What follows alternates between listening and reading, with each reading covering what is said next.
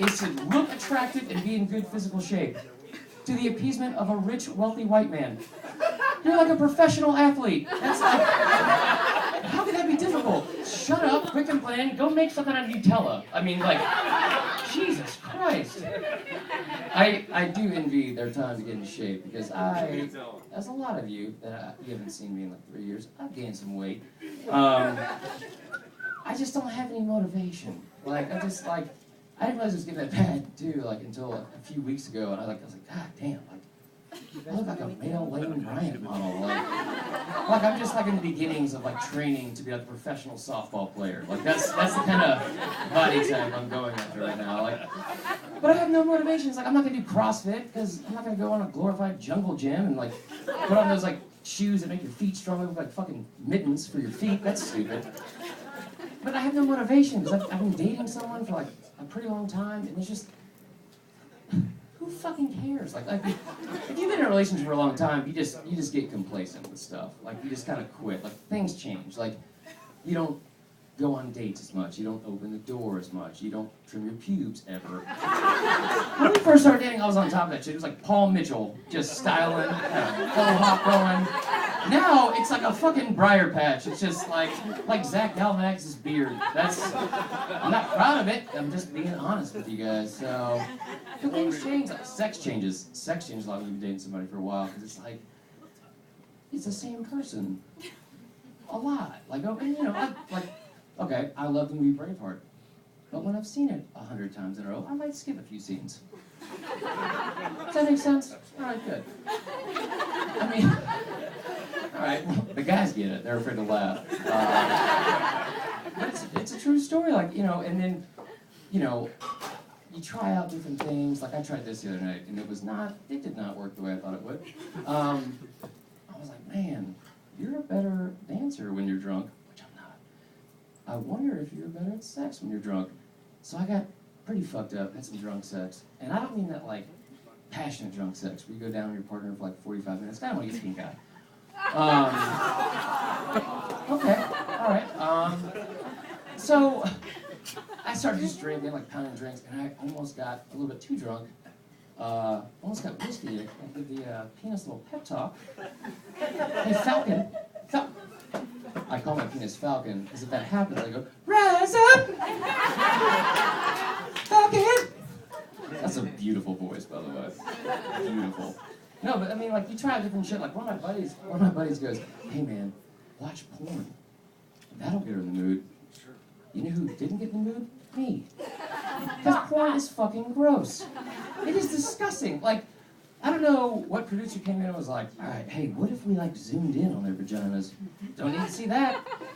Looks like it's been a UFC fight. So badly beaten up. Not gonna get a boner if I see something that's looser than a Tommy Bahama shirt. So go ahead and zoom out there.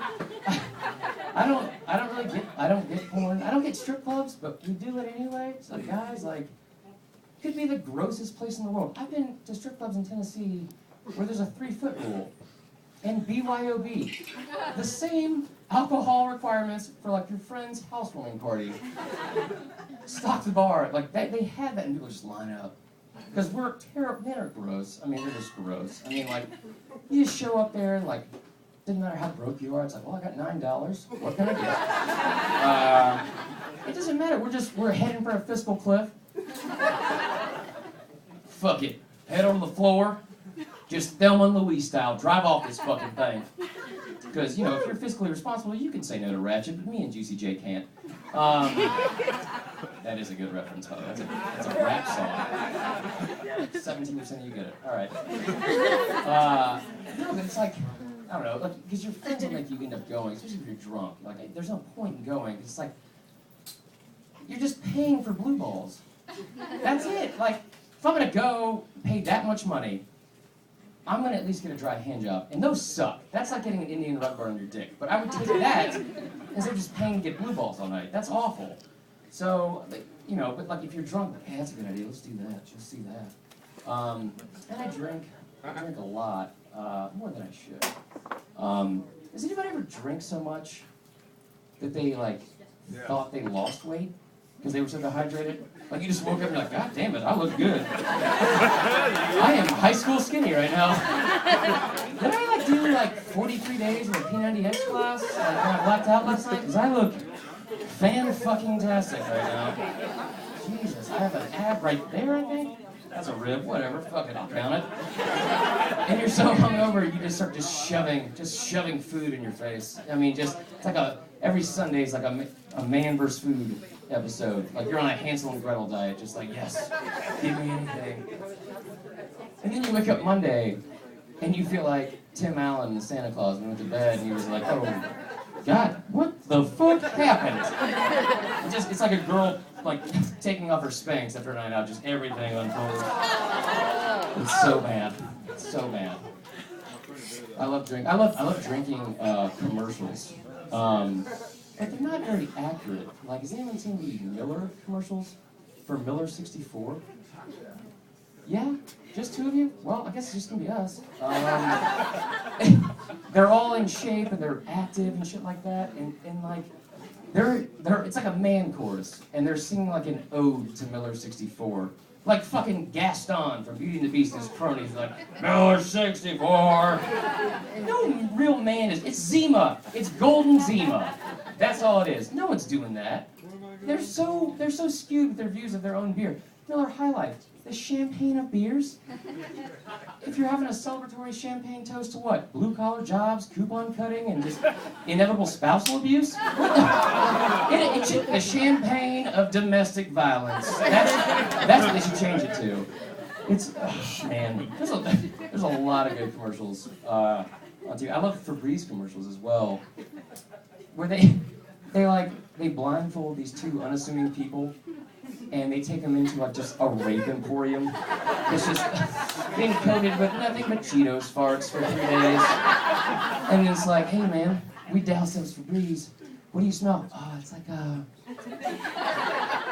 meadow with just rubbed down and fresh linen on a spring summer day. Take off that blindfold. That is all-pro linebacker Ray Lewis's butthole. So, the power of Febreze. But I recently saw a commercial that really pissed me off. It was for the WWF, and not the fun one. The World Wildlife Foundation. And it was to adopt tigers that were endangered in Africa. And basically, it was like, they're gonna be extinct if we don't start giving our money, okay? In Africa. And you get like this little certificate, and you get a cute stuffed animal, and all of it cost you, I shit you not, was $9 a month. Now, I have $9, we all know that. And my immediate reaction was not to fork it over, it was, how about go fuck yourself? You're asking for my money to support endangered tigers that live on the same continent as poor African children that you could feed for half the cost of your charity for 19 cents a day. Where the fuck do you get off with that business model? That's unbelievable. At the minimum, we should have to buy both, right? Like that shouldn't be an option. Yeah, exactly. A BOGO. Like, I mean, just makes no sense. I was furious. I was like, something's to be done.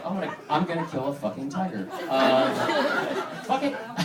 I'm gonna get me and a crew and that fucking British guy from Jumanji and kill every last fucking tiger that's alive. Every single one of them. And then take them over there and have a Medea family-style barbecue for all the starving fucking kids. Because that's the right thing to do. That's philanthropy. Can we not get Comcast Xfinity to at least bundle that shit? Like, it should be... you should have to donate to both. That's honestly their problem. They should get... Whoever came up with the contracts for DirecTV should be in charge of the 19 cents a day. Because you would just be sucked in forever. I mean, like... You'd be generous, and you'd give your 19 cents a day, and then like a few months later, you would see your recurring charges like double. What do you do, call and complain? No. And have a guilt trip. Cancel it? No. Have a huge fucking cancellation policy. Like $1,000, or you have to adopt a real fucking tiger. Yeah, exactly. I mean, and then you could just cook those people forever. You could feed those kids forever based off these white people, these rich white people's generosity. And I know that sounds crazy, but I basically just described our welfare system. So, that was a little bit inappropriate. Nobody did it. Thank you. Thank you, rich white people. Thank you, upper middle class. I appreciate it. You can't really talk about stuff like that with the economy. People get offended very easily. I hate talking about the economy and politics and shit like that.